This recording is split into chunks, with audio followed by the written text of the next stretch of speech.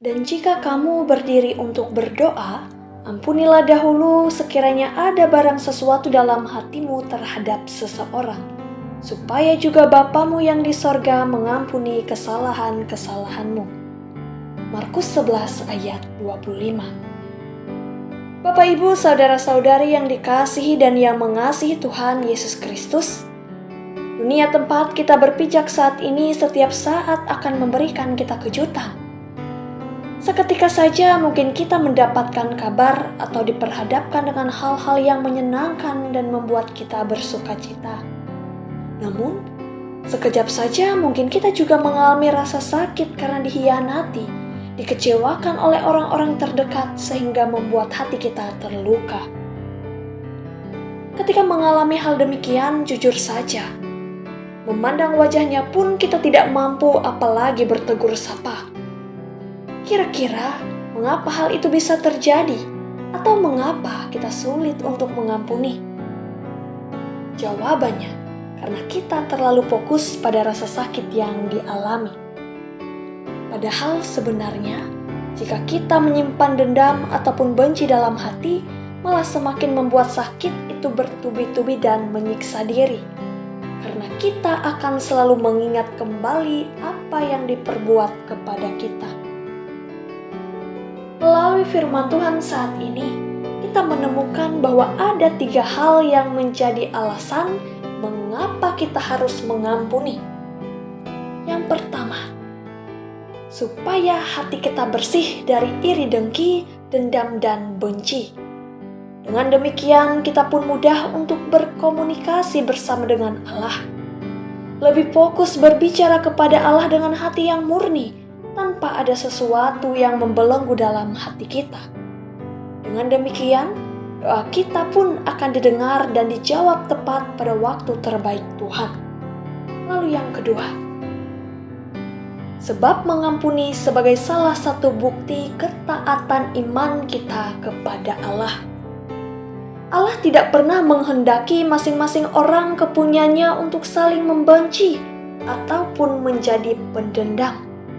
Namun, Ia mengingini adanya kedamaian, hubungan yang baik, hati yang mau merendah, sekalipun ada kesalahan satu sama lain harus saling mengampuni.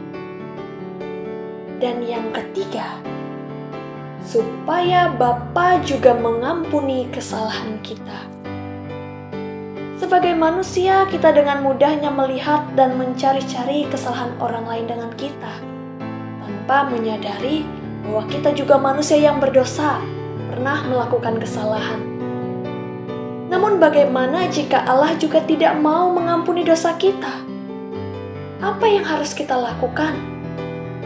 Sebab kita sangat sulit mengampuni sesama kita. Bagaimana jika Allah juga bertindak demikian? Sedangkan kita tahu bahwa pengampunan Allah itu bersifat kekal. Oleh sebab itu, mari kita bersama-sama belajar untuk mengampuni, setidaknya untuk diri kita sendiri. Sebab dalam Efesus pasal 4 ayat 23 mengatakan, supaya kamu dibaharui di dalam roh dan pikiranmu. Selamat berproses untuk mengampuni, Tuhan Yesus menolong dan memampukan kita. Amin.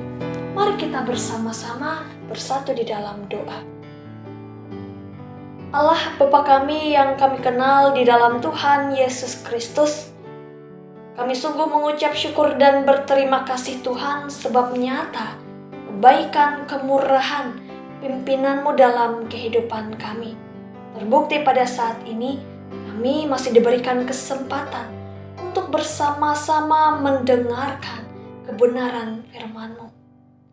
Melalui firman-Mu kami diingatkan bahwa betapa penting bagi kami orang-orang kepunyaan-Mu untuk dapat mengampuni dalam kehidupan kami.